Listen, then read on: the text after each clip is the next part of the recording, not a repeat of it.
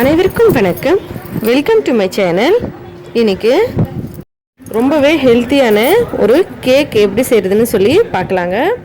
குழந்தைங்களுக்கு கேக்னாலே ரொம்ப பிடிக்கும். நம்ம அதை இந்த மாதிரி ஹெல்த்தியாக செஞ்சு கொடுத்தோம்னா அவங்க உடம்புக்கு ரொம்ப நல்லது. இப்போ வாங்க இது எப்படி செய்கிறதுன்னு பார்க்கலாம். சொல்லி பார்க்கலாம். அதுக்கு முன்னாடி எங்களோட சேனல் நீங்கள் இது வரைக்கும் சப்ஸ்கிரைப் பண்ணலாம், மறக்காமல் சப்ஸ்கிரைப் பண்ணிக்கோங்க. அதோட பக்கத்தில் இருக்க பெல் பட்டனையும் ப்ரெஸ் பண்ணிக்கோங்க. இதனால் நாங்கள் எப்போ வீடியோஸ் அப்லோட் பண்ணாலும் நீங்கள் மிஸ் பண்ணாமல் பார்க்கலாம். இது ரொம்பவே சாஃப்டாக இருக்கும், அதோட ரொம்ப ரொம்ப டேஸ்டியாக இருக்குங்க. முதல்ல இதுக்கு அரை கப் போல் தயிர் எடுத்து ஒரு பாத்திரத்தில் சேர்த்துக்கலாம். அரை கப் தயிருக்கு அரை கப் வெள்ளை கரைசல்.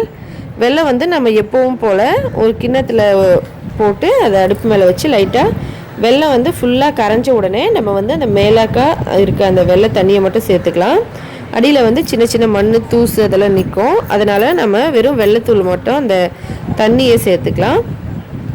ஒரு 1/4 கப்பு வெள்ளத்தில் கொஞ்சமாக தண்ணி விட்டு நான் இங்கே சூடு பண்ணி வச்சுருந்தேன். அது இதோடு சேர்த்தாச்சு. இப்போ இதில் நம்ம அரை கப் தயிர், அரை கப் வெள்ளை கரைசல் சேர்த்துருக்கோம். இதில் 1/4 கப் அளவுக்கு நெய் சேர்த்துக்கோங்க, இல்லைன்னா பட்டர் சேர்த்துக்கோங்க. இல்லை ஆயில் வேணாலும் நீங்கள் ஆயில் சேர்த்துக்கலாம். இங்கே நான் நெய் சேர்த்துருக்கேன் 1/4 கப். இப்போ ஒரு மிக்ஸி ஜாரில் போட்டு ஒரு 2-3 நிமிஷம் நல்லா மிக்ஸ் பண்ணி எடுத்துக்கலாம். நீங்கள் ஒரு பிளெண்டர் வச்சு கூட நல்லா மிக்ஸ் பண்ணிக்கலாம். எந்த அளவுக்கு நம்ம மிக்ஸ் பண்ணுறோமோ அந்த அளவுக்கு நல்லா சாஃப்ட் வரும் கேக்கு. நம்ம மிக்ஸி ஜாரில் செய்யும் போது ஈஸியான ஒரு மெத்தடாக இருக்கும். இப்போ நான் ஈஸியான மெத்தடில் தான் சொல்லிகிட்ருக்கேன். ஏலக்காய் ஒரு 3 ஃப்ளேவருக்காக நசுக்கிட்டு இதில் சேர்த்துக்கலாம்.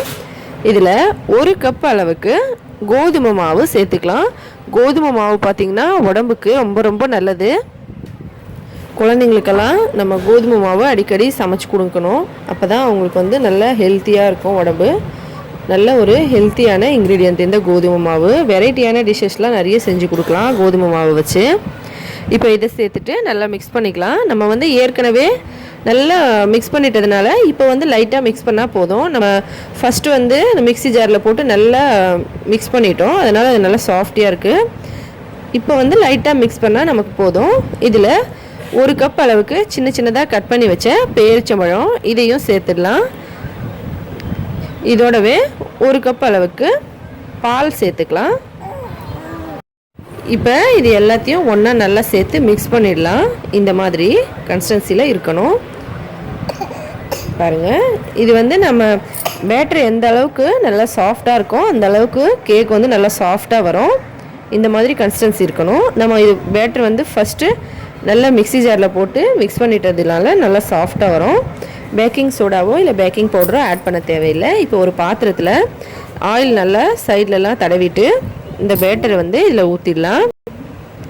நீங்கள் கேக் பேக் பண்ணுறதுக்காக பிளேட்லேயும் செய்யலாம், இல்லைன்னா வீட்டில் நம்ம ஏதாவது ஒரு பாத்திரத்தில் கூட ஊற்றிட்டு செய்யலாம் இந்த மாதிரி. இப்போ இது எல்லாத்தையும் இதுக்குள்ளே ஊற்றிடலாம்.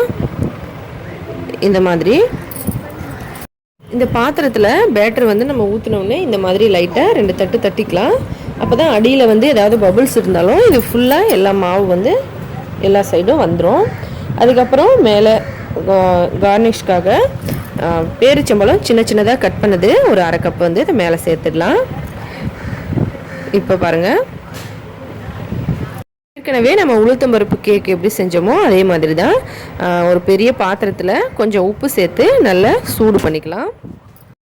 இப்போ 10 நிமிஷம் ஆயிருக்கு. நல்லா ஹை ஃப்ளேமில் இது நல்லா சூடாயிடுச்சு. இப்போ ஃப்ளேம் ஃபுல்லாக சிம்மில் வச்சுட்டு நம்ம ரெடி பண்ணி வச்சுருக்க பேட்டரை இதுக்குள்ளே வச்சிடலாம் அந்த பாத்திரத்தை. இப்போ ஒரு பெரிய தட்டு போட்டு மூடிடலாம். இந்த மாவு உள்ளே வைக்கும் போது பார்த்து வைங்க, கை சுற்ற போகுது. நல்லா சூடாக இருக்குது பாத்திரம். இப்போ இதை மூடிட்டு 45 நிமிஷம் வேக வைக்கலாம். இப்போ ஒரு 45 நிமிஷம் இது நல்லா சிம்மில் வச்சு வேக வச்சுருக்கோம். இப்போ பாருங்கள் எவ்வளோ சூப்பராக இது நல்லா கலர்ஃபுல்லாக இருக்குது. நல்லா ரெடி ஆகிடுச்சு, வெந்துட்டு. இப்போ நம்ம இதை எடுத்துடலாம். வெளியே எடுத்துகிட்டு உடனே எடுக்க வேண்டாம். பாருங்கள், இந்த கத்தி நம்ம இந்த மாதிரி செக் பண்ணிக்கலாம். இது நல்லா வெந்திருக்கு. நான் ஏற்கனவே செக் பண்ணிட்டேன்.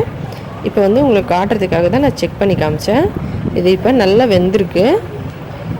இது நல்லா ஆறின பிறகு இந்த மாதிரி சைடில் நம்ம இந்த கத்தியில் இந்த மாதிரி பண்ணிவிட்டு இதை நம்ம எடுத்துடலாம். நல்லா ஆறின பிறகு எடுங்க, சூடாக இருக்கும் போது எடுக்காதீங்க.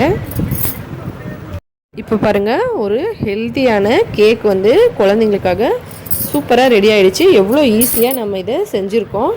எல்லாருமே நம்ம வீட்டில் இதை செய்யலாம். நம்ம செஞ்சுருக்க பொருட்கள் எல்லாம் ரொம்ப ஈஸியான இன்க்ரீடியன்ட் தான். அதோட நம்ம யூஸ் பண்ண ஐட்டம்ஸ் எல்லாமே நம்ம வீட்டில் இருக்கிறது தான்.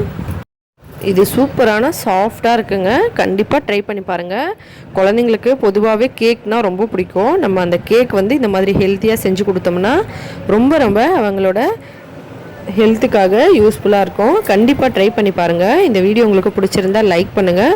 உங்களோட ஃப்ரெண்ட்ஸுங்களுக்கெல்லாம் மறக்காமல் ஷேர் பண்ணுங்கள். எங்களோட இந்த சேனல் உங்களுக்கு பிடிச்சிருந்தா மறக்காமல் சப்ஸ்கிரைப் பண்ணிக்கோங்க.